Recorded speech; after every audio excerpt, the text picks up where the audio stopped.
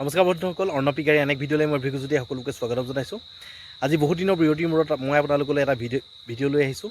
এই ভিডিঅ'টিত মই আপোনালোকক দানাৰ খৰচ কেনেদৰে কমাব পাৰিম, অৰ্থাৎ আমি কমাৰ্চিয়েল যিটো দানা 30 টকা 32 টকা দামত কিনি আছোঁ, সেই তাতকৈ অলপ ভালহে উন্নত মানৰ দানা এটা আমি ঘৰতে প্ৰস্তুত কৰিব পাৰি মাত্ৰ 10-12 টকা খৰচ কৰি পিনে। এই কথাটোক লৈ মই এই ভিডিঅ'টি বনাইছোঁ আৰু এই দানাবিধ আমি আজি 6 মাহৰ পৰা মই মোৰ নিজৰ ফাৰ্মত ব্যৱহাৰ কৰি আছোঁ আৰু মই যথেষ্ট সুফল পাইছোঁ। আৰু মই ভাবিছোঁ যে মোৰ লগতে আপোনালোকৰো সহায় হওক, যিসকলে ঘৰত দানা প্ৰস্তুত কৰিব পাৰে, যাৰ সামৰ্থ্য আছে তেওঁলোকে এইটো ভিডিঅ'টো ফ'ল' কৰিব পাৰে আৰু কৰি চাব পাৰে। আপোনালোকে হয়তো বহুতে কৰি আছে আৰু যিসকলে কৰা নাই তেওঁলোকে চেষ্টা কৰিব পাৰে। আৰু যদিহে ভিডিঅ'টি ভাল লাগে তেতিয়াহ'লে ভিডিঅ'টি লাইক কৰি দিব আৰু যদি চেনেলটো প্ৰথমবাৰৰ বাবে চাইছে তেতিয়াহ'লে ছাবস্ক্ৰাইব কৰিবলৈ একেবাৰে নপাহৰিব। গতিকে আহকচোন ভিডিঅ'টি আৰম্ভ কৰোঁ। আমাক কম দামত ভাল দানা বনাবৰ কাৰণে আমাক 3টা উপাদান দৰকাৰ। মই আপোনালোকক কৈছোঁৱে যে প্ৰথম উপাদানটোৱে হৈ গ'ল ধানৰ গুড়ি বা ধান, মানে ধানটো আমি পিচি লৈ যিটো গুড়ি পাম। আৰু 2 নম্বৰ উপাদানটো হ'ল শুকান মাছ। 3 নম্বৰ উপাদানটো হ'ল চাপৰ। সকলোৱে চিনি পায়, সকলোৰে পৰিচিত, অসমত এভেইলেবল। এতিয়া কথা কওঁ যে ধানটো আমি বজাৰত সাধাৰণতে যেতিয়া ছিজন আহে তেতিয়া আমি 10-12 টকা প্ৰতি কেজিত আমি ধান পাই যাওঁ। ঠিক তেনেদৰে চাপৰৰ দামটো অলপমান বেছি হয়, যদিও আমি চাপৰ কম পৰিমাণে ইয়াত ব্যৱহাৰ কৰিম। আৰু শুকান মাছ, আৰু মই যোৰহাটত আছোঁ, যোৰহাটৰ বজাৰত যিবিলাক ৰিজেক্ট শুকান মাছ, ভাল শুকান মাছটোৰ পৰা 150 পৰা 200 টকা হয়। যিটো ৰিজেক্ট শুকান মাছ, সেই শুকান মাছটো আপুনি 50 টকাৰ পৰা 60 টকা দামত আপুনি প্ৰতি কেজিত পাই যাব। আমাৰ এই যিটো দানা, আমি এই দানাটো আমি 2টা কেটেগৰীত বনাম। ইন জেনেৰেল আমি যদি কমাৰ্চিয়েল কিনিবলৈ যাওঁ, দোকানত যেতিয়া আমি কিনিবলৈ যাওঁ দানাবিলাক, তেতিয়াহ'লে আমি 3টা কেটেগৰীত দানাবিলাক পাওঁ। এটা হ'ল ষ্টাৰ্টাৰ, গ্ৰ'ৱাৰ, ফিনিচাৰ, আমি সকলোৱে জানো। তাৰ দ্বিতীয়তে আমি যিবিলাকে গাখীৰ খুৱাই থাকে তেওঁলোকৰ কাৰণে বেলেগ দানা থাকে। গতিকে এই কথাখিনি আমি জানো আৰু গতিকে আমি কিন্তু ইমান ভাগে ভাগে নবনাওঁ। মই আপোনালোকক ৰেকমেণ্ড কৰিম যিবিলাকৰ পোৱালি আছে, আপোনালোকে কি কৰিব, প্ৰথম অৱস্থাত পোৱালিবিলাকক যেতিয়াৰ পৰা দানা খুৱাই ষ্টাৰ্ট কৰে, জেনেৰেলি 15 দিনৰ পৰা, জন্মৰ পৰা 15 দিনৰ পৰা তেওঁলোকে দানা খোৱা আৰম্ভ কৰে। আপোনালোকক মই ৰেকমেণ্ড কৰিম আপোনালোকে ডি হিউজ কোম্পেনী বা গডৰেজ কোম্পেনীৰ যিকোনো এটা কোম্পেনী আপোনালোকে ষ্টাৰ্টাৰ 25 কেজি খুৱাবলৈ চেষ্টা কৰিব। যদিহে আমি ষ্টাৰ্টাৰ দানা 25 কেজি খুৱাই দিওঁ, তেতিয়া গাহৰিটোৰ বা গাহৰিজনীৰ ওজন জন্মৰ পৰা, মানে যিটো সৰু পোৱালিটোৰ কথা কৈ আছোঁ, মই পিগলেটৰ কথা কৈ আছোঁ, সিহঁতৰ ওজন 25ৰ পৰা 30 কেজি ওজন হৈ যাব আমি 25 কেজি খোৱাৰ লগে লগে। তেতিয়া আমি বাকী দানাবিলাক দিবলৈ আমাৰ সুবিধা হয়।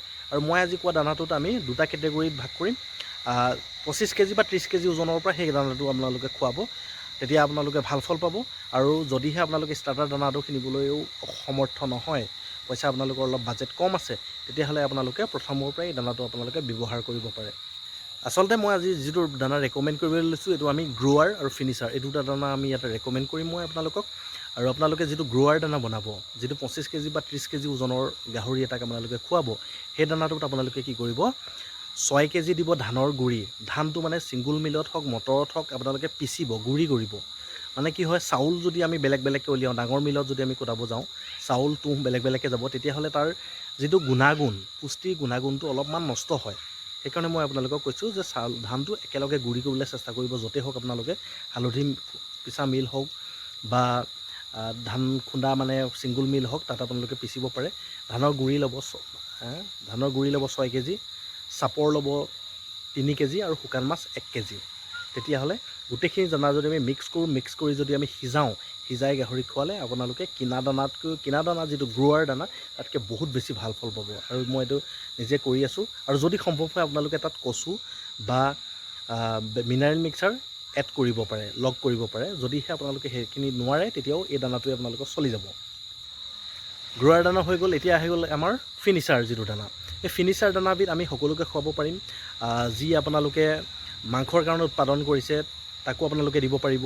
আৰু যিসকলে পোৱালি জগাই গাভিনী হৈ আছে, বৰ আছে আপোনালোকৰ, সেইবিলাককো আপোনালোকে এই দানাবিধ দিব পাৰিব।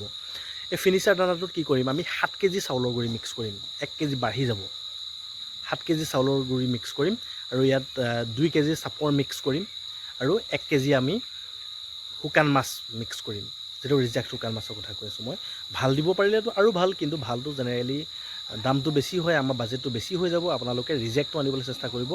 মই আপোনালোকক এটা কথা কওঁ যে বহুত মানুহে বজাৰত শুকান মাছ গুড়িটো কিনিবলৈ বিচাৰে। গুড়িটোত ধূলি বালি বহুত কিবাকিবি মিক্স হৈ থাকে। আপোনালোকে পৰাপক্ষত শুকান যিটো একেবাৰে কিন্তু ৱেটটো নহয়, পানীত ভিজি থকাটো নহয়, তাৰ ওজনত কম উঠিব, আপোনালোকে শুকান যিটো ৰিজেক্ট কিছুমান মাছ থাকে সেইবিলাক ল'বলৈ চেষ্টা কৰিব। 50ৰ পৰা 60 টকাত পাই যায়।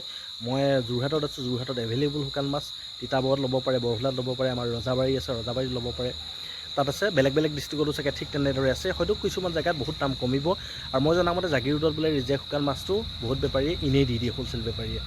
গতিকে আপোনালোকে এইটো ব্যৱহাৰ কৰিব পাৰে। এনেদৰে যদি কৰে তেতিয়াহ'লে আপোনালোকে দানাৰ খৰচ 10ৰ পৰা 12 টকাত পৰি যাব প্ৰতি কেজিত, আৰু আপোনালোকে লাভো তাতকৈ বেছি ভালকৈ হ'ব। কেলৈ ভালকৈ হ'ব চাওক, যিটো আমি কিনা দানা খুৱাওঁ সেইটো যিহেতু সিজোৱা নাথাকে, কেঁচাকেই মিলিং কৰি পেলাই দি দিয়া হয়, আৰু সেইবিলাক কি হয়, গাহৰিটোৱে বা গাহৰিজনীয়ে মাত্ৰ 60%হে হজম কৰিব পাৰে। বাকী 40% এজ এ ৱেষ্টেজ, মল হিচাপে, গু হিচাপে বাহিৰলৈ ওলাই গুচি যায়। যদিহে অৱশ্যে আপোনালোকৰ কাৰোবাৰ ফিচাৰী আছে তেতিয়াহ'লে কামত আহি যাব, সেই মলখিনি আপোনালোকে মাছক খুৱাব পাৰে। কিন্তু সকলোৰেতো ফিচাৰী নাথাকে, গতিকে ফিচাৰী নাথাকিলে মানে আমাৰ এনেই গুচি যায় 40% দানা।